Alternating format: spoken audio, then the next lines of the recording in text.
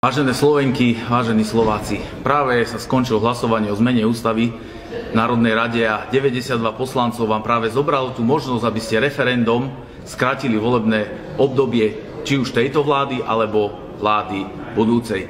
Preto Slováci, uvedomte si, že ľudia sú týmto politikom štandardným a týmto vládam, ktoré teraz vládnu, potrební iba pred voľbami. Ale po voľbách si teraz schválili to, aby ste im ten mandát ani nemohli zobrať.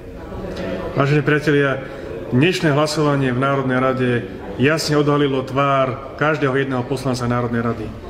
Na jednej strane vám zobrali možnosť, aby ste referendi mohli skrátiť voľné obdobie, a na druhej strane sme cez náš pozmeňujúci návrh dali možnosť ukázať poslancom, ako to reálne myslia s ochranou práv obyvateľov Slovenskej republiky. V pozmeňujúcom návrhu sme navrhli, aby na jednej strane bola chránené právo na hotovosť, a na druhej strane sme navrhli, aby už právo Európskej únie nebolo nadradené zákonom Slovenskej republiky.